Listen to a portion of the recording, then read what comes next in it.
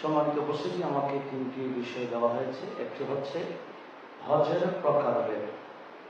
আমরা জানি হজ তিন প্রকার। প্রথম হচ্ছে শুধুমাত্র হজের জন্য মিকাত, যেখান থেকে এহরাম পরিধান করব, আমরা শুধুমাত্র হজের জন্যই এহরাম পরিধান করব, সেটাকে হচ্ছে ইফরাদ বলা হয়। প্রথম হজ। তো মিকাত থেকে শুধুমাত্র হজের এহরাম পরিধান করা। তো এটা করলে কি হয়, যতদিন হজের কাজ শেষ হবে না এই এহরাম খোলা যাবে না।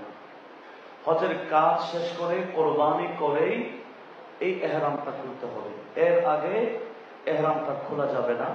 যারা শুধুমাত্র হজের নিয়ত করে যান, তো ওনাদের জন্য ওই কিছুক্ষণ আগে যে শুনেছেন দমে শুকর, একটা দম দিয়ে দেওয়া লাগে। যারা শুধুমাত্র হজে নিয়ত করে যান ওনাদের জন্য দমে শুকর ওয়াজিব হয় না। তাহলে আমরা বুঝেছি এক নম্বর হজ শুধুমাত্র হজের নিয়ত মিকাত থেকে। দ্বিতীয়ত হচ্ছে হজ এবং ওমরা একই সফরে নিয়ত করা, তবে ওমরার নিয়ত আলাদা, হজের নিয়ত আলাদা। ওমরার জন্য আলাদা এহরাম পরিধান করা, আবার ওই হজের সময় আলাদা এহরাম পরিধান করা, যেটা আমাদের বাংলাদেশ থেকে অধিকাংশরা এভাবেই করে থাকেন। অর্থাৎ আমরা বাংলাদেশ থেকে যাবার সময় কাবা শরীফে গেলে আমরা যে এহরাম পরিধান করব, ওমরার নিয়ত করে যাব। ওমরার কাজগুলো সেরে আমরা হালাল হয়ে যাব। ওই মিনাতে যাওয়ার সময় 7 বা 8 তারিখে তখন আবার হজের নিয়ত করা, এহরাম পরিধান করা, এটাকে বলা হয় হচ্ছে তামাত্তু। অর্থাৎ ওমরা আলাদা, হজ আলাদা। দেশ থেকে ওমরা নিয়তে যাবে, মক্কা গিয়ে হজের নিয়ত করবেন, এটাকে বলা হয় হচ্ছে তামাত্তু। এই হচ্ছে তামাত্তু করালে দমে শুকর এটা ওয়াজিব হয়। তৃতীয় নম্বর প্রকার হচ্ছে হজ্জে কেরান। হজ্জে কেরান বলা হয় ওমরা এবং হজ দুটাই একসাথে নিয়ত করা একই এহরামে।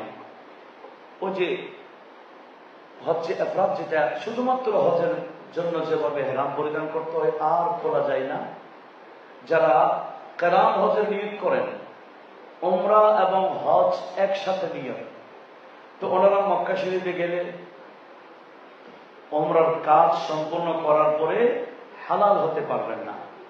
ওই এহরামের কাপড়েই থাকতে হবে, পরিবর্তন করা যাবে। গোসল করার সময় একটা এহরামের পরিবর্তে আরেকটা এহরামের কাপড় পরিবর্তন করা যাবে, গোসল করা যাবে, সব যেভাবে আমরা ঘরের মধ্যে লুঙ্গি পরি সেরকম পরিবর্তন করা যাবে। তবে এহরাম ছাড়া অন্য কোনো কাপড় পরিধান করা যাবে না যতদিন হজের কাজ শেষ হবে না। তাহলে একই এহরামে ওমরা এবং হজ দুটার নিয়ত একসাথে করা, দুটাই করেই এহরাম থেকে আমরা বের হব, এটার নাম হচ্ছে হজ্জে কেরান। তাহলে আমরা তিনটি হজের এই প্রকারভেদ আমরা পেয়েছি। যাদের যেভাবে সুবিধা হয় ওনারা এভাবেই করে। বিশেষভাবে আমাদের বাংলাদেশ থেকে যারা যেন অনেক আগে যাচ্ছেন, এনাদের জন্য ইফরাদও কঠিন, হজ্জে কেরানও কঠিন। তো ওনারা কি করেন, ওমরার জন্য এহরাম করে পরিধান করে ওমরার কাজ করে হালাল হয়ে যান, পরবর্তীতে হজের জন্য আবার এহরাম পরিধান করে। এটাই খুব সহজ, অধিকাংশরা এটাই করে। এবার দ্বিতীয়টা বিষয় আমরা, সেটি হচ্ছে বদলি হজ। বদলি হজ বলতে ধরেন আমি আরেকজনের পক্ষে হজ করব, হচ্ছে বদল যেটাকে বলা হয়, এই বিষয়ে অর্থাৎ অন্যের পক্ষ থেকে হজ আদায় করলে এটা হজ হবে কিনা, এটাই হচ্ছে বদলি হজের বিষয়টা। যেমন নাকি বুখারী শরীফের একেবারে প্রথম হাদিস, হজের চ্যাপ্টারে, হজের অধ্যায়ের একেবারে শুরুতেই যে হাদিস খান আসছে, হুজুর করিম সাল্লাল্লাহু আলাইহি ওয়াসাল্লাম বিদায় হজে উনি উটনির উপর ছিলেন।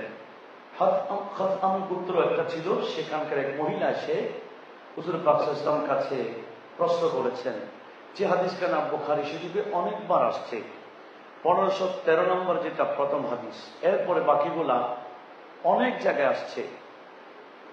ওই মহিলা হুজুর করিম সাল্লাল্লাহু আলাইহি ওয়াসাল্লাম থেকে জিজ্ঞেস করেছেন এভাবে, ফাকালাত ইয়া রাসূলুল্লাহ ইন্না ফরিদাতাল্লাহি আলা ইবাদিহি ফিল হজ্জ আদরাকতু আবি শাইখান কাবীরা লা ইয়াথবুতু আলা রাহিলা ফাআহুজ্জু আনহু। ইয়া রাসূলুল্লাহ, আমার আব্বা বুড়া হয়ে গেছেন, উনি আরোহণ করতে পারেন না, দূর থেকে সফর করতে পারেন না, কিন্তু হজ যতটুকু সামর্থ্য থাকলে হজ ফরজ হয় ততটুকু সামর্থ্য কিন্তু আমার আব্বার আছে। আমার আব্বার উপর হজ ফরজ, কিন্তু উনি আরোহণ করে যেতে পারবেন না। এখন ইয়া রাসূলুল্লাহ, আমার প্রশ্ন, আপা হজ আনহু, আমি মেয়ে, আমার বাবার পক্ষ থেকে কি হজটা করে দিতে পারি? তখন হুজুর করিম সাল্লাল্লাহু আলাইহি ওয়াসাল্লাম বলেছেন, না, হ্যাঁ। অন্য হাদিসে রয়েছে, বলে তুমি যদি কারো, তোমার আব্বা থেকে কেউ যদি কর্জ পায়, তুমি কি কর্জ আদায় করবা না? ওই মহিলা বলছে, হ্যাঁ ইয়া রাসূলুল্লাহ। বলছেন, মানুষের কর্জের চেয়ে আল্লাহর কর্জটা বড়। ফাদাইনুল্লাহি আহাক, আল্লাহর কর্জটা অনেক বড়। বিদায় তোমার আব্বার জিম্মায় হজ ফরজ ছিল বা হয়েছে, আদায় করতে পারছে না, ওই হজটা উচিত তুমি আদায় করে দেওয়া। সেজন্য প্রত্যেকটা ছেলে এবং মেয়ে, অনেক সময় বাবা অসুস্থ, যেতে পারছেন না, সামর্থ্য আছে, ছেলের উচিত বাবার পক্ষ থেকে হজটা করে দেওয়া। এই বিষয়ে যথেষ্ট হাদিসে পাক রয়েছে।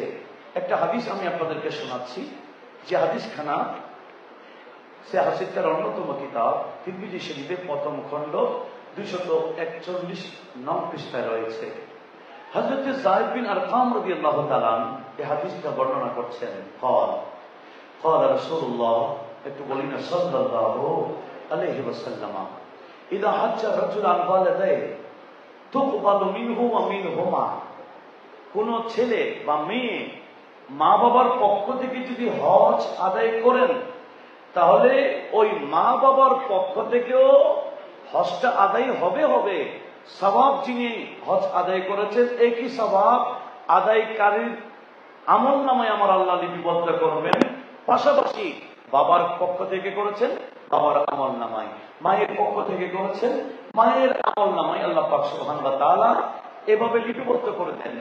এমনকি মা বাবা যদি মারা যান, তখন নবীজি বলছেন, উস্তুবশিরাত আরওয়াহুমা ফিস সামাই, আর ওই মা বাবা ইল্লিয়িনে যাদের রূহ আছে, আমরা জানি জান্নাতীদের রূহ ইল্লিয়িনে থাকেন, সেই আসমানের ইল্লিয়িনের মধ্যে ওই মা বাবার রূহগুলোকে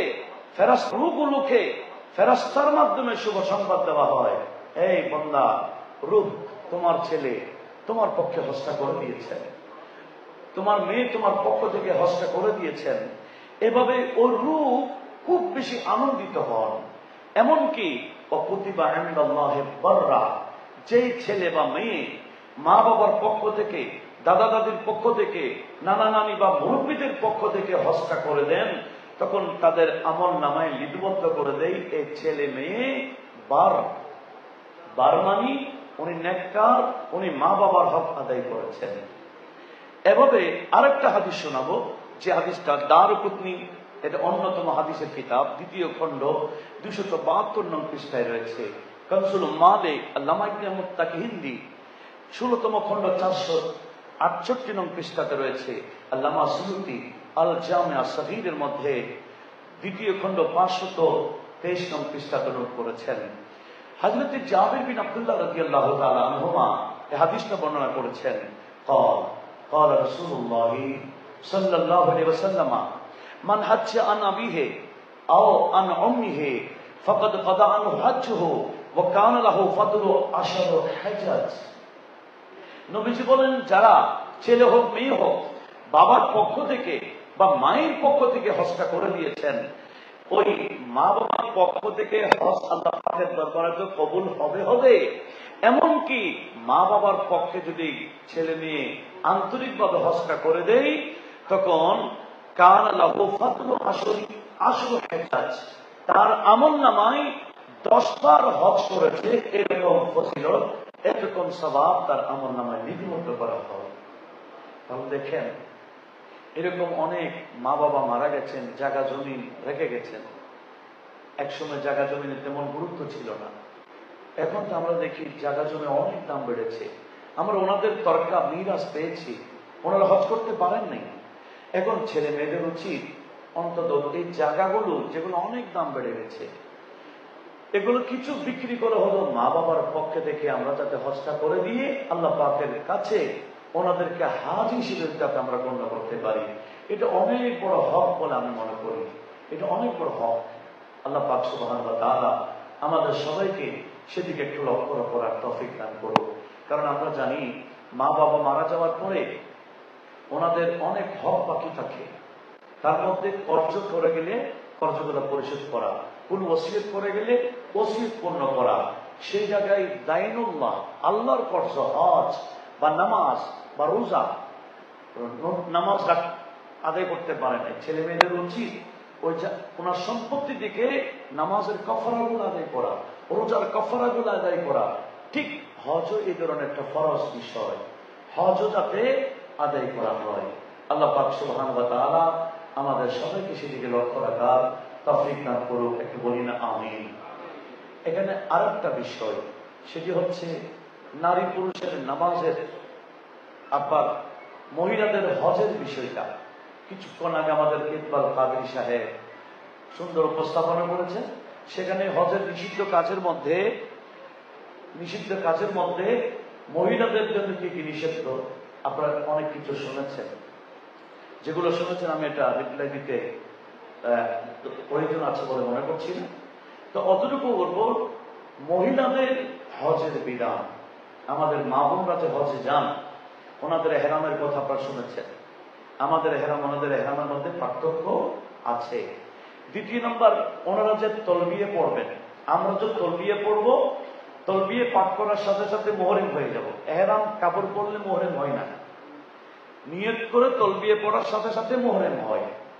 আর আমাদের মা বোনরা তলবিয়া পাঠ করার সময় বড় আওয়াজে তলবিয়া পড়বেন না। পুরুষরা বড় আওয়াজে তলবিয়া পড়বেন, যেদিকে যাবেন সেদিকে মহিলারা চুপে চুপে তলবিয়াটা পাঠ করবেন।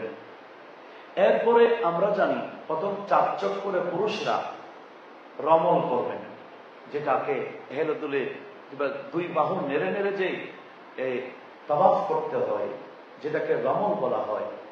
মহিলারা রমল করবেন না। আর যারা আগে গিয়েছেন দেখেছেন সাফা মারওয়া সাইয়ের মধ্যে 2 দিকে সবুজ বাতি আছে। ওই এক সবুজ বাতি থেকে আরেক সবুজ বাতিতে যাওয়া পর্যন্ত দৌড়ে যেতে হয়, এটা পুরুষের জন্য। কিন্তু আমাদের মা বোনরা এই মাইলাইনে হাদারাইন, এই সবুজ বাতির যে নিশানি রয়েছে সেখানে দৌড়ে যাবেন না, ওনারা স্বাভাবিকভাবে যাবেন। আরেকটা বিষয় হচ্ছে হালতে হায়েজ তথা পিরিয়ড অবস্থায় আমাদের মা বোনরা হজের সব কাজ করতে পারবেন, কিন্তু তাওয়াফ করতে পারবেন না। তাওয়াফ ছাড়া মিনাতে, মুজদালিফায়, আরাফায়, রমিউল জামারে সব জায়গায় হজের কাজ স্বাভাবিকভাবে করতে পারবেন, কিন্তু ওনারা তাওয়াফ করতে পারবেন না পিরিয়ড চলাকালীন। সেজন্য আমাদের মা বোনরা যদি চান, আধুনিক যে মাসআলার বিষয় রয়েছে সেটি হচ্ছে ওষুধের মাধ্যমে যদি পিরিয়ড বন্ধ করতে চান, যা ওনারা নামাজও পড়বেন, তাওয়াফও করবেন, হজের কোনো কাজে যাতে সমস্যা না হয়, ডাক্তারের পরামর্শ নিয়ে কোনো যদি শারীরিক ক্ষতি না হয়, ওনারা যদি এই ওষুধের মাধ্যমে পিরিয়ড বন্ধ করতে চান, শরীয়তের মধ্যে এটা কোনো নিষেধ নাই, চাইলে পারবে। তবে তবিবে হাজেক, অভিজ্ঞ ডাক্তার যদি পরামর্শ দেন পারবে, শারীরিক শরীরে কোনো ক্ষতি যদি না হয়। এরপরে আমাদের মা বোনরা, আমরা তো জানি আমরা তো চুল মন্ডায় ফেলবো, আমাদের মা বোনরা চুলের আগায় একটু করে কেটে ফেলবে হালাল হওয়ার জন্য। আমাদের মধ্যে মন্ডানো হচ্ছে কি আপনার উত্তম। হাদিসে পাকে আমার নবীজি যারা মাথা মন্ডায় তাদের জন্য 3 বার ক্ষমা চেয়েছেন, আর যারা মাথা চুল ছোট করেন মুকাসসিরিন যারা, ইনাদের জন্য 1 বার ক্ষমা চেয়েছেন। সেজন্য হজ বা উমরা করার পরে যদি মাথা মন্ডায় ফেলা যায় এটা হবে উত্তম কাজ, আর যদি ছোট করা যায় ফসল, এটাও করা যায়। তবে আমাদের মা বোনদের ক্ষেত্রে কি সামান্য ছোট্ট একটা হালকা করে কেটে ওনারা এহরাম থেকে হালাল হয়ে যাবেন, স্বাভাবিক হয়ে যাবেন। এরপরে আমাদের মা বোনরা যখন নামাজ পড়বেন, আমরা জানি হেরামের মধ্যে মহিলাদের নামাজের আলাদা স্থান রয়েছে। মক্কা শরীফ, মদিনা শরীফে, মদিনা শরীফের মহিলাদের ওখানে কেউ যেহেতু পাশেও যেতে পারে না, কিন্তু মক্কা শরীফে দেখা যায় নারী পুরুষ অনেক সময় একসাথে নামাজ পড়ে দেবে। আমাদের সাথে যারা যাবেন বা আমাদের এই কাফেলাতে যারা যাবেন, আপনাদের জন্য বলবো, আপনারা অন্যকে পৌঁছে দিবেন খবরটা। নারী পুরুষ, স্বামী হোক, বাবা হোক, ভাই হোক, মোহরেম হোক, একসাথে পাশাপাশি যদি নামাজ পড়ে, যে পুরুষ পাশে দাঁড়িয়ে নামাজ পড়বে ওনার নামাজ ভেঙে যাবে। এই মশালা শুধু আমাদের বাংলাদেশের না, এটা হেরামের মশালা, ওখানে একই অবস্থা। সেজন্য আমাদের মা বোনরা কোনো অবস্থায় পুরুষের সাথে যাতে নামাজ না পড়ে। হ্যাঁ, অনেক সময় রাস্তায় পড়ে ফেলতেছেন পাশাপাশি, না, এটা অনেকে না জেনে করেন, কিন্তু আমরা তো জানাই দিচ্ছি। আরেকটা বিষয় আমাদের জানা দরকার, আমাদের মা বোনদের নামাজ ঘরে যত ভিতরে পড়া যায় তত উত্তম। এই মশালাটা শুধু এখানে না, এটা হেরামের মধ্যেও। হেরামের মধ্যেও আমরা জানি হেরাম শুধু মসজিদে হেরাম না, হেরামের দিকে অনেক বিশাল। হেরামের ভিতরেই পড়লে আমাদের মা বোনদের আমল নামায় হেরামের স্বভাবটা আমার আল্লাহ করতে করবেন। ওনারা যদি হোটেলের রুমের মধ্যেও পড়েন একই স্বভাব পাবেন। কিন্তু অনেক মা বোনরা আবেগে গিয়ে রাস্তায় পুরুষের সাথে নামাজটা পড়ে ফেলবে। এই ক্ষেত্রে যাতে আমাদের মা বোনরা খুব সজাগ হন, কোন পুরুষের সাথে যাতে নামাজ না পড়েন, সেদিকে লক্ষ্য রাখার জন্য আমাদের মা বোনদের কাছে অনুরোধ জানাবো। ইনশাআল্লাহ এখানে প্রশ্নোত্তর পর্ব আসতেছে, আপনার যাদের এই বিষয়ে আরো জানার থাকলে প্রশ্নোত্তর পর্ব বা মুআল্লিমিন থাকবেন আপনাদের সাথে। আল্লাহ পাক সুবহানাহু ওয়া তাআলা এগুলো শুনে আমাদেরকে মনে রেখে অপরকে শেয়ার করার তৌফিক দান করুন। আমিন। ওয়া মা আলাইনা ইল্লাল বালাগ ওয়া আখিরু দাওয়ানা আলহামদুলিল্লাহি রাব্বিল আলামিন। আসসালামু আলাইকুম ওয়া রাহমাতুল্লাহ।